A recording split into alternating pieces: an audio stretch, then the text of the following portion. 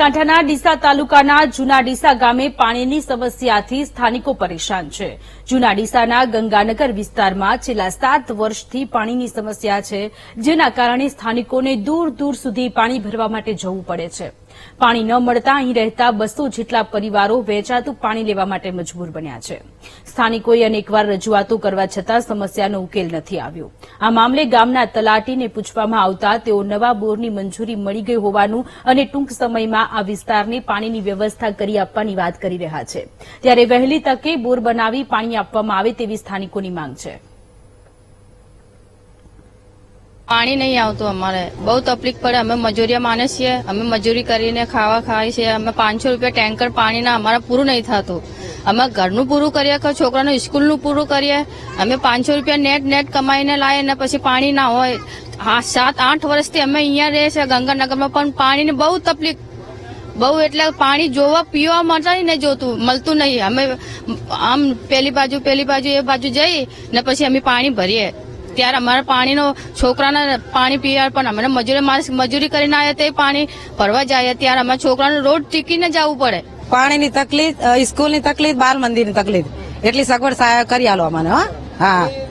હા નથી, બહાર થી ભર્યા માલિયા લોકો પાણી ભરવા જાય, પાણી ભરવા દેતા નહીં કોઈ. પાણી વારંવાર કોણ ભરવા દે પાણી? હા બહુ તકલીફ પડે. હા મને પાણીની બહુ તકલીફ પડશે. 5-6 ઘર છે, અમારા મકાનો બધું થઈ ગયું છે, પણ પાણીની વ્યવસ્થા નથી. પાણી માટે અમને બહુ તકલીફ પડે છે. મને છેટું ભરવા જવું પડશે પાણી. નાના બાલ બચ્ચા મૂકીને અમે પાણી ભરવા જઈએ છીએ. અમે ગરીબો લોકો ક્યાં લગી પાણી બહાર ભરીએ? 500 રૂપિયાના ટેન્કર મંગાવે તો અમને પૂરું નહીં થતું પાણીનું. અમારે સ્કૂલે કઈ રીતે મૂકવાનું? અમારા સ્કૂલની પણ સગવડ નથી. અમારા બાર મંદિર મૂકવું હોય, સ્કૂલ મૂકવું હોય તો એમને તકલીફ પડે, આવવા જવાની બધી તકલીફ પડે. ના તો એ વગર કેમ મૂકીએ અમે? પાણી નહીં.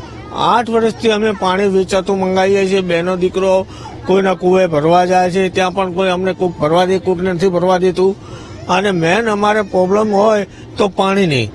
આટલી અમને સરકાર શ્રી પ્રવીણભાઈને વિનંતી કરું છું, શશિકાંતભાઈને વિનંતી કરું છું કે આટલું અમારું કર્યું છે, પણ આટલો અમારો પાણીનો બોર પાસ પણ થઈ ગયો છે, પણ એને શરૂઆત કરાવો એટલી અમારી નમ્ર વિનંતી છે.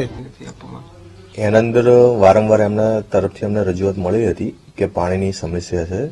એ બાબતે માનનીય ધારાસભ્ય સાહેબ શ્રીએ પણ પાણી પુરવઠાને લેટર લખેલું છે અને એ લેટરના આધારે પાણી પુરવઠાની ટીમ પણ આવી ગઈ છે.